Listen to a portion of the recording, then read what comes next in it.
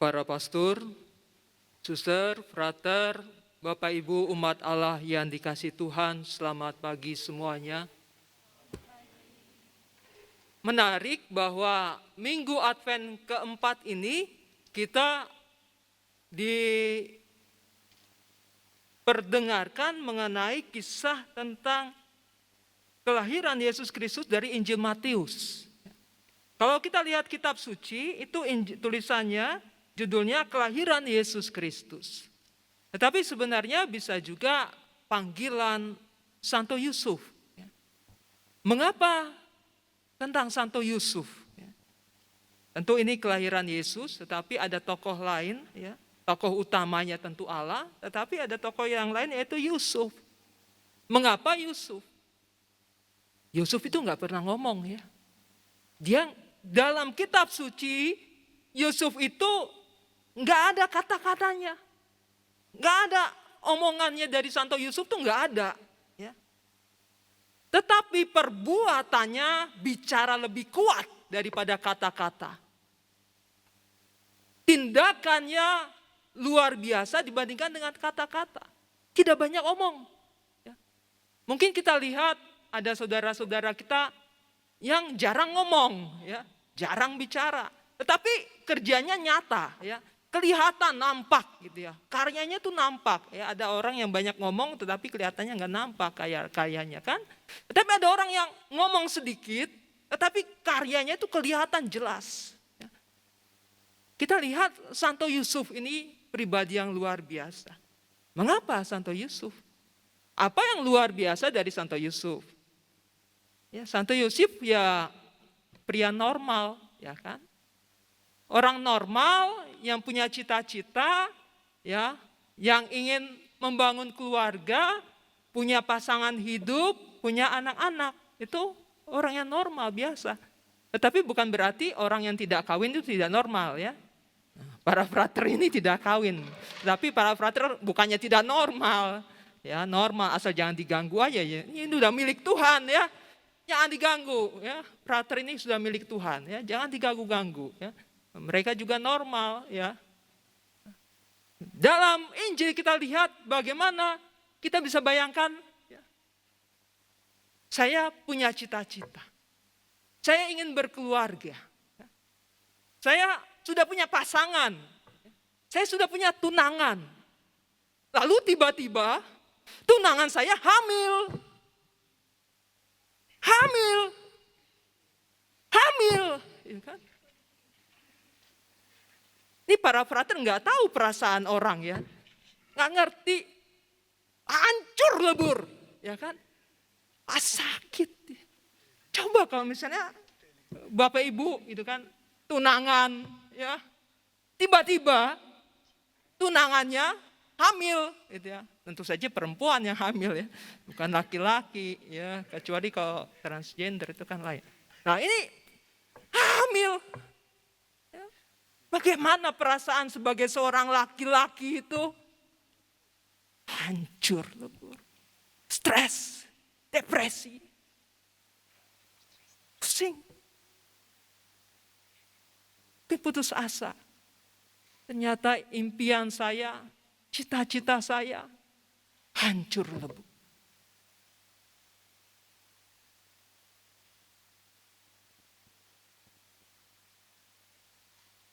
Tetapi yang menarik Santo Yusuf ini berbeda, ya. Ketika orang hancur lebur, ya. Ketika sepertinya tidak ada harapan. Orang maunya marah, orang jengkel, ya, dia mau meluapkan kemarahannya kepada orang lain terhadap mungkin kepasangannya. Kamu tidak setia. Kamu selingkuh. Kamu berzina. Kalau begitu saya juga ikut selingkuh. Beradul, ya. Tapi ini menarik, Santo Yusuf dikatakan dalam situasi demikian, dikatakan bahwa dia tidak mau mencemarkan nama istrinya di muka umum, lalu ia bermaksud menceraikannya dengan diam-diam. Ini artinya apa? Artinya Yusuf itu baik, ya. Laki-laki ini baik. Pria ini baik. Luar biasa. Meskipun sepertinya ya kan, dia dipermalukan, tetapi dia tidak mau mempermalukan orang lain. Orang yang luar biasa. Ketika kita dipermalukan, kita mau buat seorang lain tuh semakin malu, ya kan? Semakin sakit. Tetapi menarik, Santo Yusuf ini kok beda, ya, beda, luar biasa. Dikatakan dia tidak mau mencemarkan nama istrinya di muka umum. Ia bermaksud menceraikannya dengan tiba-tiba. Bisa saja sebenarnya dia membawa Maria ke persidangan, ya kan? Lalu Maria bisa saja dirajam.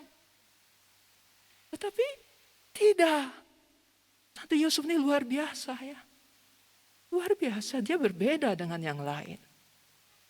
Dia tidak mau mencelakakan Maria. Dia tidak mau mencelakakan istrinya. Pribadi yang sungguh-sungguh baik, luar biasa. Lalu pertanyaannya, Yusuf itu tahu bahwa Maria hamil itu dari mana, gitu kan? Mungkin kita berpikir, oh, karena kelihatan Yusuf melihat, wah, perut Maria ini kok membesar.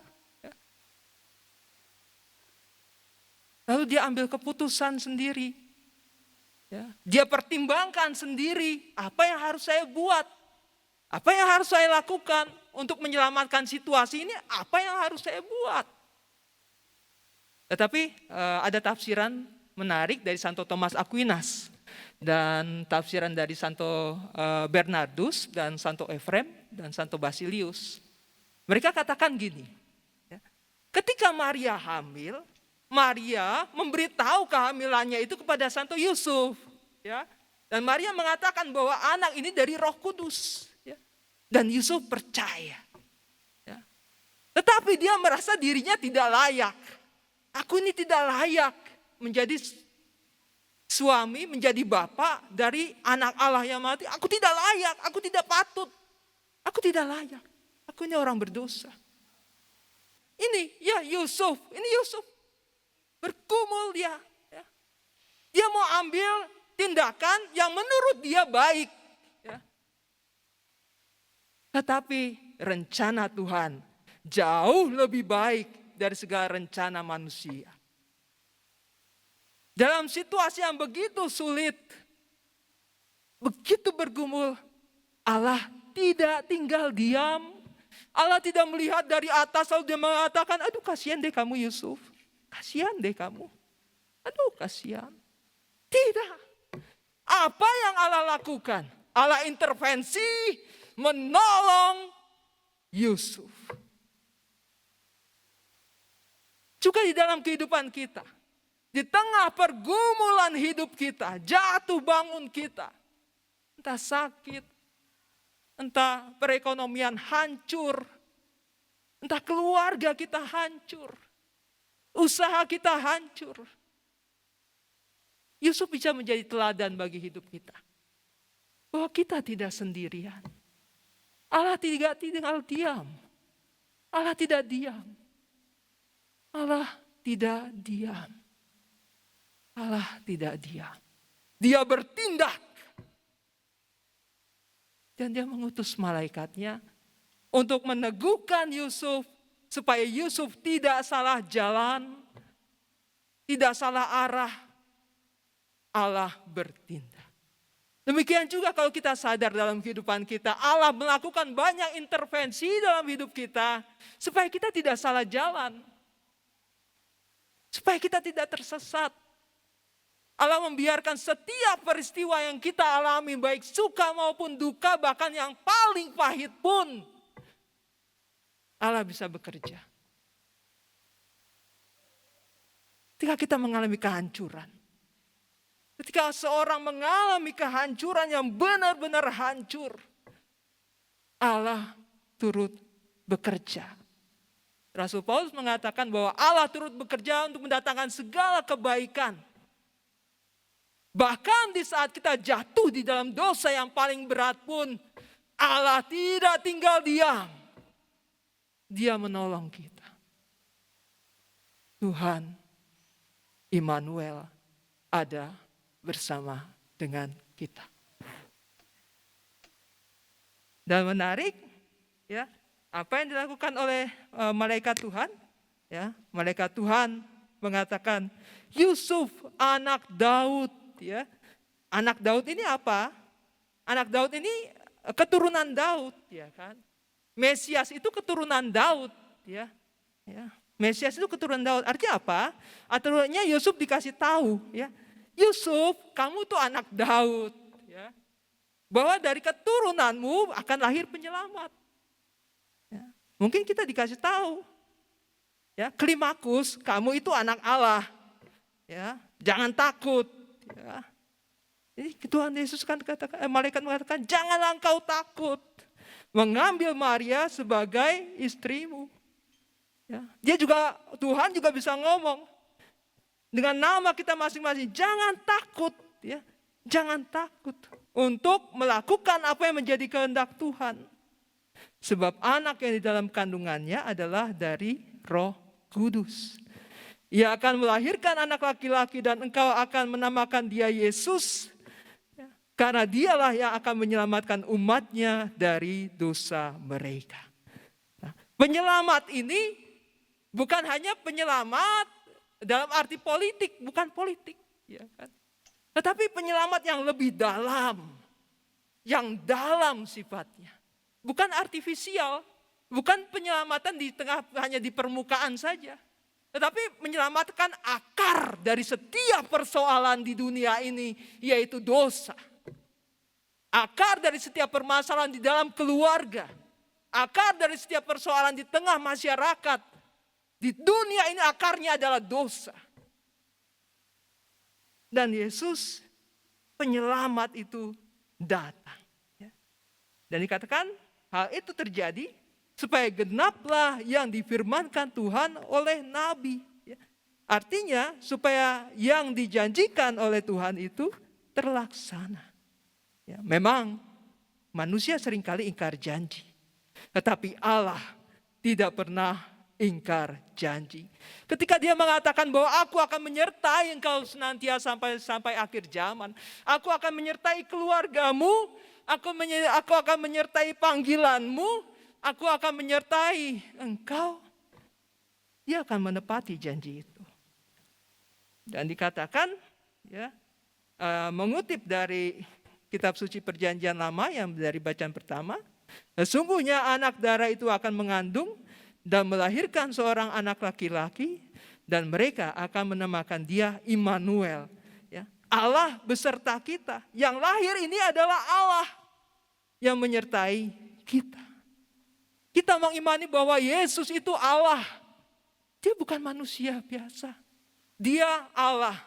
Dari mana kita tahu bahwa Yesus itu adalah Allah? Dari sabda Tuhan.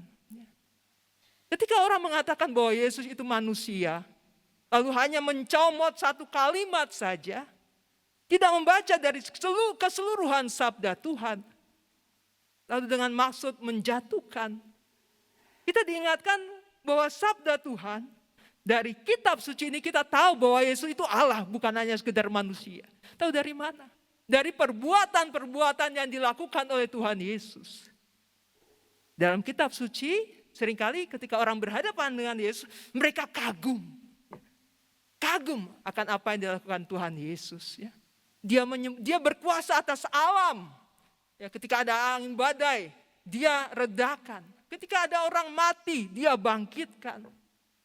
Dan satu lagi, ya, yang jelas dia lakukan adalah dia mengampuni dosa. Siapa yang bisa mengampuni dosa? Kecuali Allah. Dan perbuatan-perbuatan Yesus ini, ya, membuat orang-orang Yahudi pada saat itu mengatakan bahwa Yesus menghujat Allah. Ya. Mengapa? Karena dia menyamakan dirinya dengan Allah.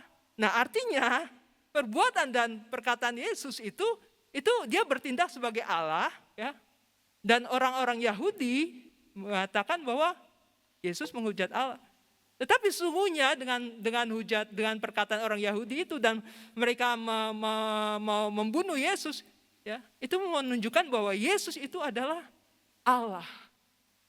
Yesus bukan sekedar manusia. Dia 100% Allah, 100% manusia. Dan menarik adalah sesudah bangun dari tidurnya, Yusuf berbuat seperti yang diperintahkan malaikat itu. Dikatakan Yusuf dia sudah bangun dari tidurnya, Yusuf berbuat seperti yang diperintahkan malaikat Tuhan itu kepadanya. Ya. Artinya Yusuf itu segera melakukan apa yang diperintahkan Tuhan. Artinya apa? Yusuf itu taat. Ya. Dia taat. Dia mau mengosongkan dirinya, ide-idenya. Dia mau mengosongkan mimpi-mimpinya, ya cita-citanya untuk menjadikan mimpi Allah, cita-cita Allah terlaksana. Mimpinya mimpi teologis, ya. Mimpinya bukan mimpi kotor, mimpinya bukan mimpi jahat, ya. Mimpinya itu teologis, ya. Apa yang dikehendaki oleh Allah itu yang dia lakukan. Impian Allah menjadi impiannya. Dan Yusuf itu bukan hanya dalam kitab suci ini, dalam perikop ini saja dia taat, tidak. Ya. Dia dikatakan juga menamai Yesus itu adalah menamai Yesus itu juga dia taat. Kemudian ketika dia diberitahu oleh malaikat Tuhan supaya pergi ke Mesir, dia taat. Ketika dari Mesir dia diminta untuk pulang lagi, dia taat. Artinya Yusuf ini orang yang benar-benar taat pada perintah Tuhan, taat pada kehendak Tuhan. Yusuf menjadi teladan kita dalam menyambut kehadiran Tuhan Yesus. Dia menerima dan dia taat. Orang bisa saja tidak menerima peristiwa-peristiwa yang menyakitkan. Peristiwa-peristiwa membuat dia bergumul. Peristiwa-peristiwa yang membuat dia depresi. Peristiwa-peristiwa yang tidak sesuai dengan impian-impiannya, cita-citanya. Orang bisa saja memberontak terhadap Tuhan. Lalu dia bertanya, mengapa? Tetapi Yusuf orang yang mau menerima keadaan apapun, meskipun tidak sesuai dengan kehendaknya, tidak sesuai dengan cita-citanya. Tetapi orang bisa kecewa, orang tidak lagi berdoa, tidak lagi pergi ke gereja, tidak lagi taat, kecewa. Karena apa yang dia inginkan tidak sesuai dengan apa yang terjadi, tidak sesuai dengan keinginannya. Yusuf menjadi teladan kita untuk menerima, ya, dalam Advent ini, menerima Yesus. Meskipun banyak hal dia tidak pahami, tidak mengerti apa yang terjadi di masa yang akan datang. Tetapi dia mau menerima. Yusuf juga menjadi teladan bagi kita. Kita tidak tahu apa yang kita alami di masa yang akan datang. Kita tidak mengerti apakah besok ada gempa lagi, ya nggak tahu juga ya, nggak ngerti. Ya, besok apakah gempanya sebesar apa, nggak ngerti, nggak paham bagaimana apa yang akan saya alami, saya nggak tahu. Tetapi Yusuf memberikan kita teladan untuk menerima setiap peristiwa bahkan yang pahit sekalipun dengan keyakinan bahwa Allah turut bekerja. Yusuf mengambil Maria sebagai istrinya. Yusuf menjadi teladan bagi kita. Poin yang penting adalah Allah itu Immanuel. Dia selalu menyertai kita. Dia menyertai Yusuf. Bahkan ketika Yusuf bergumul begitu hebat, ketika dia sudah punya keputusan, ya, Tuhan nggak mau dia salah jalan. Dia juga nggak mau kita salah jalan. Dan Yusuf menjadi teladan kita untuk percaya bahwa Allah turut bekerja di dalam setiap peristiwa hidup kita. Dia juga menjadi teladan bagi kita untuk menerima Yesus apapun konsekuensinya. Mengakui Yesus sebagai anak Allah. Dan dia taat. Maka baiklah kita menyambut Natal ini. Kita mohon pertolongan juga Santo Yusuf. Kita juga mohon rahmat Tuhan supaya bisa meneladani Santo Yusuf. Santo Yusuf, doakanlah kami. Tuhan Yesus memberkati.